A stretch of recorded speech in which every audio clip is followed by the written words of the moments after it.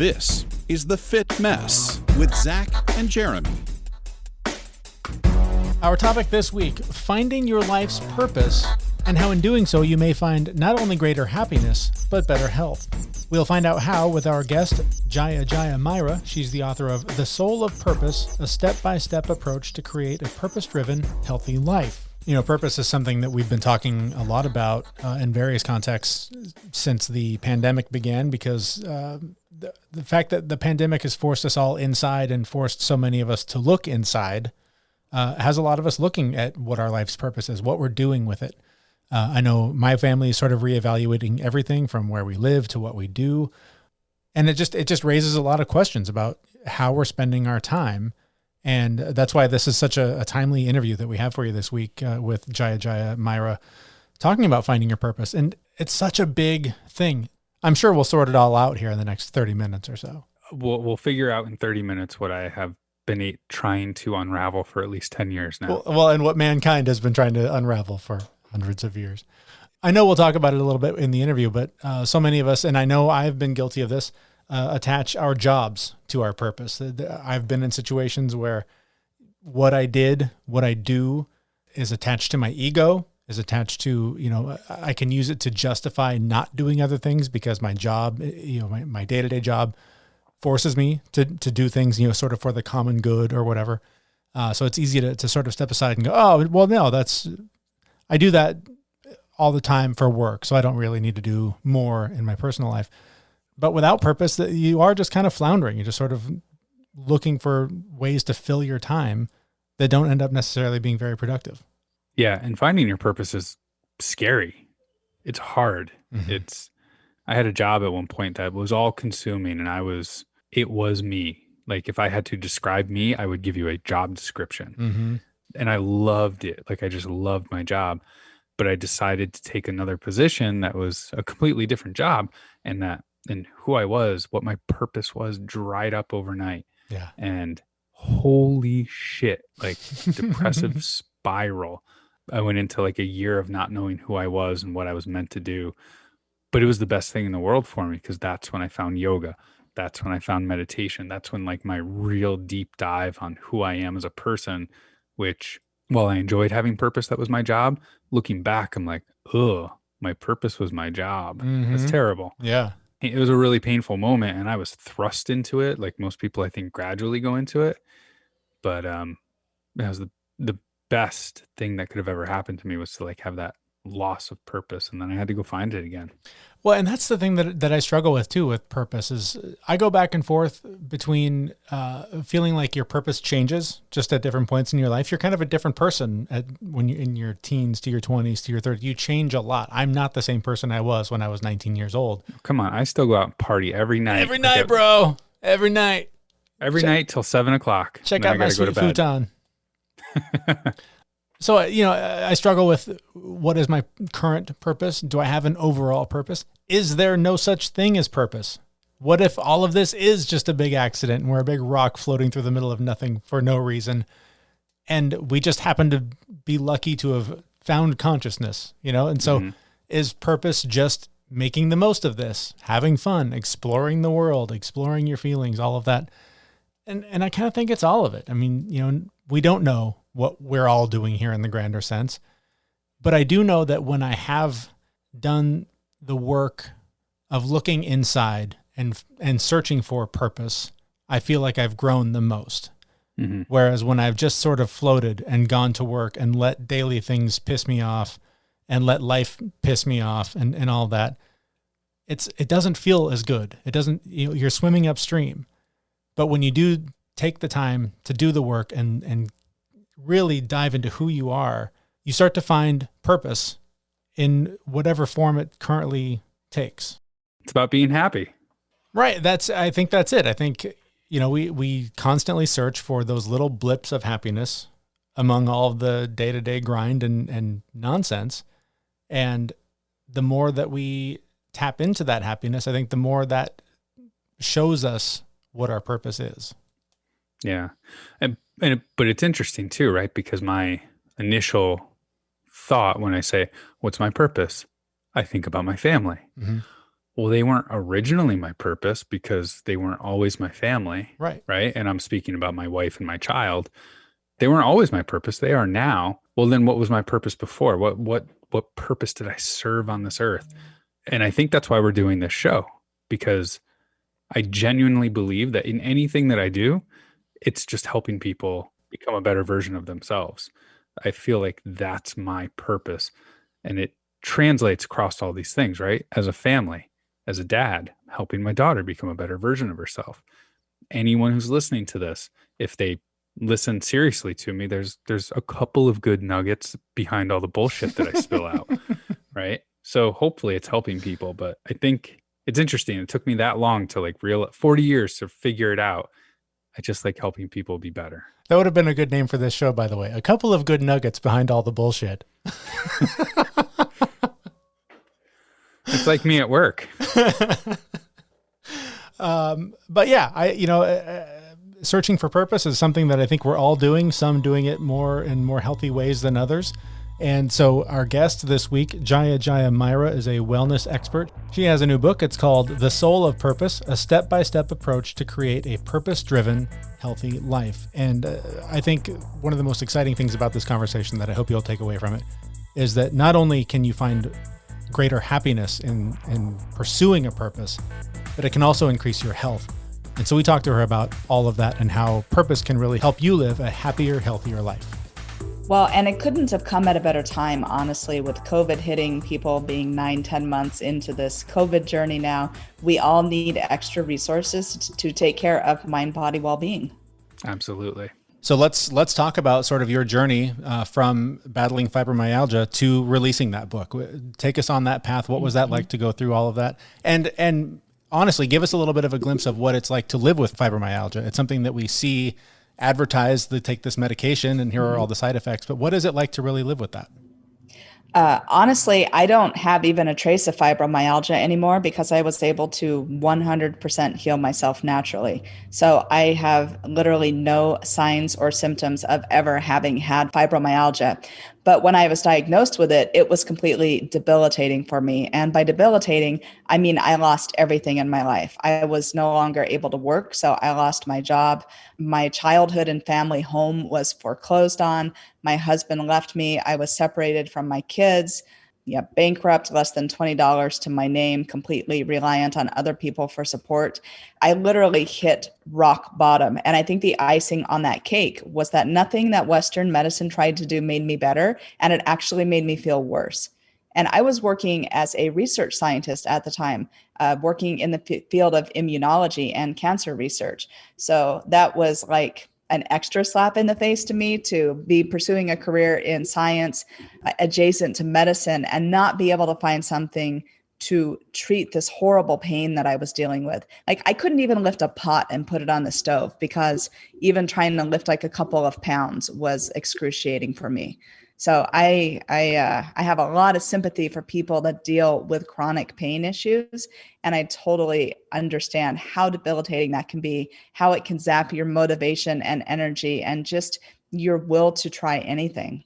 So how did you take on the journey of overcoming it the way you did? Was this something that you were into medical science, obviously, but was this sort of holistic approach something new for you, or had you already sort of been exposed to that prior to this experience? I had been exposed to holistic medicine ever since I was a kid. My mom was always into natural herbal things, organic things. I guess you would have considered her a hippie back in the day. So I think that I always had that piece that was there for me, but I decided to really pursue it like very heavily. And honestly, that foundation for me started with mindfulness and meditation. And I attribute mindfulness and meditation to about 85% of my healing journey. Yes, diet played a role, but that was when I was mostly better. Yes, other things like played a role, like exercise, but really it was the meditation, allowing my body to just readjust the nervous system, the sympathetic, the parasympathetic nervous system system to come back into balance. That's really what helped me to get rid of the pain. And also things like therapy, talk therapy, having a ministerial guide to talk to. I really believe that when a lot of people deal with chronic pain conditions, it stems from some type of physical or emotional trauma that has happened in the past. And then 10, 20, 25 years later, if you have unresolved issues, these are going to manifest in the physical body. So being able to identify those things, figure out some of these painful things that had happened in my past that I'd completely repressed the memories on, and being able to let that go and deal with it, all of that helped me to move forward and completely eliminate that chronic pain. If I had not been able to do that, I know I would still be in pain to this day. That's amazing. And I just want to say congratulations, because I mean, it's such growth, such work, such effort. It's hard. It's It really really hard to does do. take a lot of work. This is why when people come to me and they're dealing with pain issues and they just want some sort of quick fix, it's like, it's not going to be that way. It's like you have to literally change and adjust your entire lifestyle, because this is a lifestyle issue and it has to do with the way that the body stores memory. Like, people think about the mind and the brain being one, but they're really not. Like, the mind is interspersed through the whole body. You can have body memory. If you have traumas, those can pop up years later. If you have emotional experiences, those are going to pop up in like the mind body connection. And so you really, really have to work through things and be 100% committed to healing yourself mentally if you want to be physically well. So to direct things towards the book, I guess, do you feel like this has become your purpose, and that is now why you're trying to help others find their own sense of purpose? Absolutely. I would say this is strongly a part of my purpose, is to help guide and educate people what they can do to stay well mentally, emotionally, and physically, and to understand these intrinsic interconnections between mind, body, and soul. Most people think that if you want physical health, you need to look at the physical body. But actually, if you want to cultivate physical health, you need to find the weakest link, is that in your mental health, your emotional health, your spiritual health. Once you start to fix that weakest link, everything else is going to start to fall into place. Wow. I had a question for you, and just what you said just hit me so hard, as my weakest link is anxiety, and it has such a physical manifestation in my body that once I learned to tame that a little bit, the physical things started to go away, and it just blew my mind. It's crazy. Oh, absolutely. When I was diagnosed with fibromyalgia, I was also suffering from anxiety and depression. And it took about 6 months, but 6 months of daily meditation, I never had another panic attack. I never had to take anti-anxiety medicine ever again. And it really started alleviating those symptoms of depression naturally. So I know just how debilitating anxiety can be. And having simple things that we can do each and every day just makes such a tremendous difference for staying healthy. I am a huge advocate of creating synergy, which is something I talk about in my book, The Soul of Purpose. So synergy is what one or two things or three things can you do that are going to have this compound effect to where it's like 1 + 1 = 10. Mm-hmm. So one of those things, for example, since you mentioned anxiety, I love to start my day with a cup of tea. So tea is excellent for many reasons. One, black and green tea do have antiviral properties, so they can help you boost your immune system and stay healthy and ward off things like COVID. But tea also has a compound called theanine, which helps to relax you and calm you down naturally. So you're still going to get a little bit of a boost of energy from the caffeine, but you're also going to have the theanine, which is going to calm you down and help you to relax. And to me, there's no better way to start the day. So that one simple thing is helping me to stay healthy and boost my immune system, relax me, give me a boost of energy, and just start things off on a really even keel. So I am such a huge advocate of creating synergy, because 24 hours is not enough to get everything done. So we need to learn how to use our time super effectively. You're mentioning synergy, and right at the beginning of your book, in the introduction, you made a comment about millennials and Gen Zers. They're interested in well-being more so than they are luxury items. And, you know, I think I'm kind of in the middle where, you know, I grew up with a lot of people who, you know, you just work as hard as you can and you stuff all those emotions inside and you don't let them out. And, you just get the job done.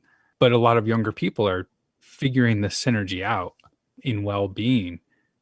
So I wanted to ask you, I mean, I was on the other side. I cared about the luxury items that you talk about, and I made a shift, and now I'm more concerned with my well-being. But are you seeing this holistically, people all across the board making this shift? Or, to be blunt, is this something that over time it'll go away as the older people disappear and the younger people bring that new mentality to the world? I think that we're really blessed to have all the younger generations focusing so much on health and wellness, but I am seeing an overall societal shift with more people in general, regardless of their age, being interested in cultivating mind body well being. And I think it's just there's so many stressors and so many problems in our time right now that people are looking for extra support.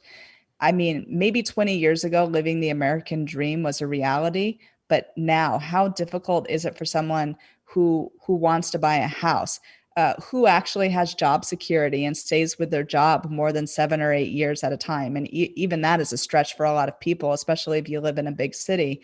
So I think that lifestyle has just changed so much in general that we don't have the same platform of support that we used to, and people are looking for ways to cope naturally.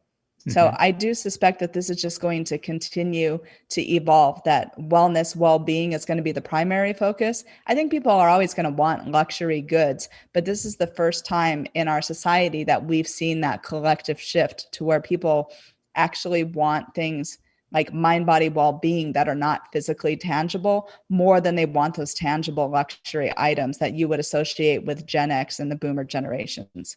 I found it fascinating how you make the connection between mind body wellness and purpose, and how purpose can really drive a lot of that. Can you talk a little bit about that connection and why that's so important to just have a purpose? So I think a lot of people don't realize these intrinsic connections between purpose and health, and between spirituality and purpose and health. And if you do a deep dive into traditions like Chinese medicine, Ayurveda, they're kind of they're there, but they're also a little bit veiled, because Ayurveda pretty strictly talks about health, whether it's mental health, emotional, or physical health. But really, purpose is this link between spirituality and health. If you look at the idea of your soul, or this causal seed that causes you to come into existence, you can look at purpose as that causal seed that creates everything about you.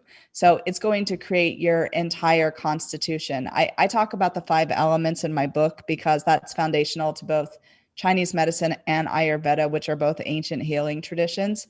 And so your purpose actually creates your elemental type and composition. It gives you your innate talents and strengths and gifts and even your weaknesses. And it shapes your physical body type. Like, I can normally look at people and get an idea of just what your constitution is just by like looking at your facial structure and your body type. Like, that is literally how perfectly you're made. So if you live in alignment with your purpose, and you live in alignment with your innate talents and gifts, these things are going to naturally keep you more physically healthy. Those are the same things that science now knows boost your immune system, helps to regulate your hormones, helps to keep your microbiome healthy. We have these fundamental connections between happiness and meaning and health. So living a purpose-driven life is an excellent, excellent way to cultivate well-being in everything that you're doing, whether it's for your relationships, for your health, for cultivating a successful business. It really doesn't matter. Purpose is foundational to all of it. So the $64,000 question, of course, then is, how do we find it? This is something that I know so many people wrestle with. I'm now in my 40s. Half my life is gone. I feel like I've raised my kids. I've gone to work. I have the house. Mm-hmm. Now what? So where do we find that purpose? How do we discover that? So I think that one of the easiest ways to identify your purpose, it's twofold. It's to look at your innate talents and gifts and how those like connect, like to your 5 elemental type. So once you're able to like identify what your constitution is, you can understand the different sorts of talents and gifts that go along with those elemental types. You can identify what you're really good at, what your weaknesses are. Once you're able to do that, you can like really start to see how all the pieces connect in that. Like me, I'm a writer, obviously. A lot of my stuff is very earth or fire or space element, but a lot of earth and fire. So when I look at all of my attributes, it becomes easy to understand why I have pursued a career in writing and in speaking, and why I like things that are related to music, and why I like things that are tangible and tactile. But on the other side of that equation, we also have to understand the experiences that we've had, the things that bring meaning, the painful experiences that we've had in life. That is like the other half of the equation, because we are normally going to feel a drive to use our talents to make the world a better place for other people. And in particular, to help people not to suffer from the same things you have suffered from yourself. So when you take both of those things together and you can say, hey, these are 5 skills that I'm really good at, and I can utilize them in all of these different ways, and then combine it with those different experiences that have helped to shape you and make you who you are, you can find ways to live your purpose that's going to really, really cultivate meaning for you. And the more that you grow, the more that you heal, the more that you resolve those inner painful issues, you may find that your purpose grows and gets redefined over time as well. And that's completely natural too. But I would say dive in, learn your elemental constitution, learn how your strengths and talents and gifts relate to that. That is going to be foundational way to start identifying your purpose, because just by doing those things, you are going to start to cultivate good health and be more in alignment with who you truly are. I don't want to say like that this is really simple, but it is a formula that works. If you do like the first half of the equation, and then you start like to look at your life and what has brought meaning, you can always find a way to move closer towards your purpose. Even if you're not able to completely shift your career, like you can start to work into living a purpose-driven and meaningful life. I'm in. I love the idea. Just a little backstory. I lost my purpose overnight about 6-7 years ago. It was all in my job. The job went away. My purpose was gone, and I had to find it again. And what I struggled with, and what I would love to hear your take on it is, as you're discovering your purpose, as you're trying to find it and work through this process, there's going to be setbacks. There's going to be moments of, for me specifically, really, really dark holes where, a small mistake that in the grand scheme of things was not a big deal would completely put me down into a dark hole where I wanted to give up. As people are finding their purpose and they're on this journey, how do they stay on that journey, and how do they, overcome some of the hurdles that come with a lot of this work, which is really scary work?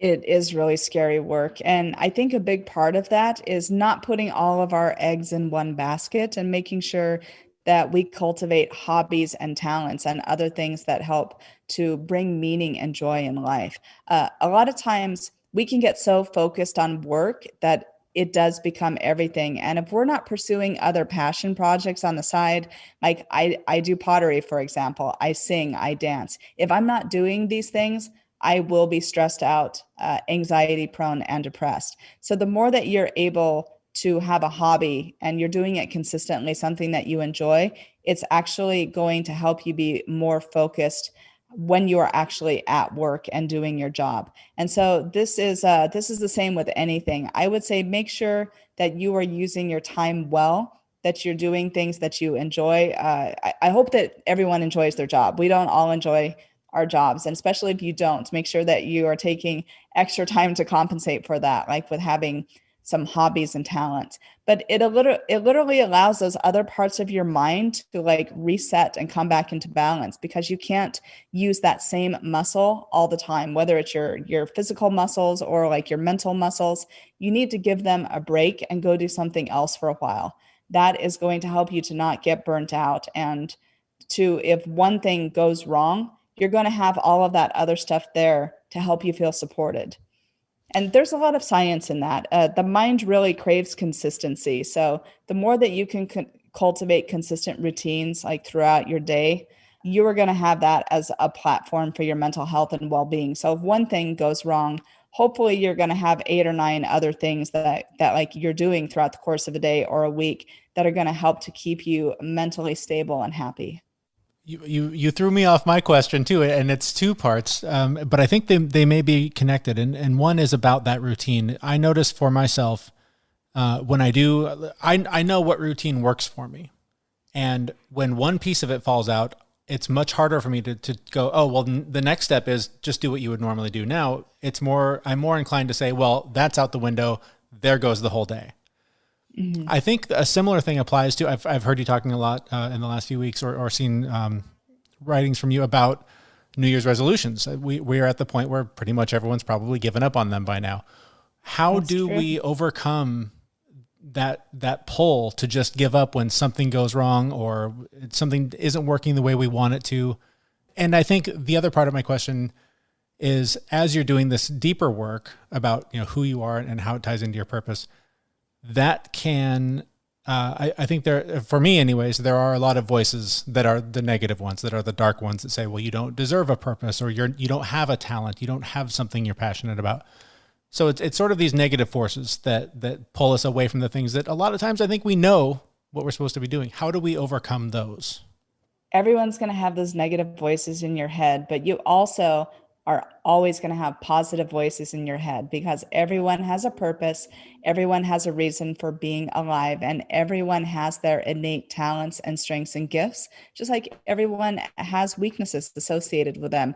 You literally cannot be born or be a human being if you don't have some form of talent or purpose or reason for being here. So your journey is to find your purpose. And yes, most of us have forgotten about our New Year's resolutions and not stayed with them. And it's because we have this all or nothing mentality behind it. Like, oh, I messed this up for a couple days, therefore I'm just not going to go back and do this. Well, being successful is never about perfection. And that is this huge flaw in like the Western mindset, that to be successful, you're going to be perfect. Well, successful people are the people that fail and fail often and get up and try again and keep going. So I would say try to get away from that all or nothing mentality. And if you miss a day on your workout, just be like, okay, I missed a day on my workout. Now I'm going to go and I'm going to fix that the next day. Or if it is the next day, work on resolving that then. You cannot be perfect with anything. And if you expect yourself to be, it's going to feel like that you're failing at everything that you do. And that's just going to bring more of those negative voices into your head. So try to manage those personal expectations and know that you're not going to do something consistently every single day. The mind will even give you resistance to doing something every day, even though it's good, because it takes energy to build a habit and to break an old habit. A habit is not doing something consistently, right? The more that we do something 3 or 4 days in a row, then we take 2 or 3 days off. That's the habit the mind's gotten in. So it's going to take energy to break that. Understand that, show yourself some compassion and love, and know that it's going to be a journey to get to where you want to be. And if you miss a day on your workout, why does that matter? Your workout's not the end goal. The end goal is cultivating better physical health and well-being. So you're just using that as a tool. So basically, don't get lost in the weeds, focus on your end goal, realize all the things that you're doing to help you make progress towards that, and just get up, keep going, and don't look back ultimately. And I think the third thing to get rid of those voices, because you talked about that, there is so much negative media right now, whether it's the news, politics, whether it's all the bad news about coronavirus, all the bad news about the economy. We need to find a way to consume more positive media in our day and stay away from this constant drone of negativity that's in the background everywhere. If you're able to stay away from that stuff, at least most of the time, it is going to help you cultivate more mental well-being and to be able to focus on those positive voices. Is there anything we didn't get to that you want to make sure people know? Any final takeaways, and where can we find out more about you online as we wrap things up here? I think the most important thing that I want people to know is that there is an intrinsic connection between your spirituality, your purpose, and your health. And if you want to cultivate better physical health, mental health, emotional health, really, you need to start with a platform of mental health and emotional health. Like, these things are your foundation for success with everything else. Like, do not neglect them in your journey. Do not neglect your spirituality or your religion, however it is that you identify with yourself or a higher power or whatever you call that. This is all super duper important to being your best possible self. So don't neglect these seemingly little things because they're not little, and find your purpose. That's one of the most important things that you can do in 2021 to make your life better. That was our conversation with Jaya Jaya Myra. Her new book, The Soul of Purpose, a step-by-step approach to create a purpose-driven, healthy life. And it's not easy work. No, it's not. As we were talking to her, I kept losing my questions. Like I had a wonderful question that was going to inspire awe in everyone. And I lost it because as she was talking, it all what she was saying was really hitting me hard about, the struggle of finding your purpose. Because that very first step is, I don't know. It's just unknown. You don't know what it is. Mm-hmm. And it's really hard to go digging, and you got to dig into deep recesses of your brain that you might not be comfortable with. But man, I just remember that being so hard to do for a couple of years. And how many times in your life have you thought you had it? You thought, this is what I'm here to do. How many times? Once. How many times this week? There are so many times when I'm doing something like, except for no, I hate that part. So this can't be it. I mean, there's just, I feel like it is a constant reimagining, a constant shifting of where life is taking you and how you want your energy to be used to find that happiness, to find that purpose. And mine has shifted a lot. I will say that, but once you get there, it's kind of nice. You settle into it. I think for me, I'm finding that doing this is a big part of it. And it's not so much podcasting as much as communicating information that I think is helpful to people. I did a very different show for a very long time. And it was so funny because, I thought it was all drinking beer and fart jokes with, with some people that were close to me. And I didn't think much of it, but we would get emails from people that were like, "Oh man, this is like having a barbecue with my friends and family that I don't have time to see. Thank you so much for doing this." Just sort of offering companionship and offering, I don't know if guidance is the right word, but just sort of being there for people. I feel like is in one way or another something I've always done and felt comfortable with. But it's funny because we might blow this show up in a year. Who knows what the future holds? But underneath all of it has always been this constant of just trying to be there to help others. Like you were saying, finding ways to help people is your path. And a year from now, the purpose won't be any different. It just might be bigger. Right. And I did listen to your old show, and I would question the use of the word guidance.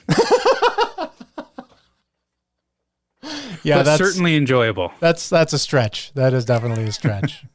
Definitely a really, really big stretch. But I'm sure some people found purpose in it, though. I mean, we talk about it all the time. No one size fits all, right? Mm-hmm. Yeah, exactly. Everyone's different. And so for all two of you who are wondering, where we were last week, I had a family emergency that I had to take care of that interrupted our recording schedule. But, and it was a really rough couple of days, a lot of sadness, a lot of grief. But again, I wanted to have a beer. I kind of wanted to have alcohol, but I don't drink alcohol. So I actually popped open an Athletic Brewing Company IPA and had 2 or maybe 4 of those. And, there's no alcohol in it, but it was like just the relaxing feeling of drinking a beer. It actually reduced my stress level. So I didn't even need the alcohol. So just, again, I'm so thankful that we have Athletic Brewing Company as a sponsor on the show. And then I had a fridge full of their beer last week. That's always a good thing. Our thanks to them. You can find out more about them at our website. And while you're there, please do subscribe to our newsletter so you never miss a thing. Make sure you're updated on all the recent episodes. And of course, subscribe on whatever podcast player you are using. Thank you so much for listening. And thank you to our guest, Jaya Jaya Myra. You can find out more about her new book and follow us on all of the various social media platforms where we are available. You can get all of that information at our website, thefitmess.com, where we will have a brand new episode for you next Wednesday. And we'll talk to you then. Thanks for listening. See you, everyone. We know this podcast is amazing and does not seem to lack anything, but we do need a legal disclaimer.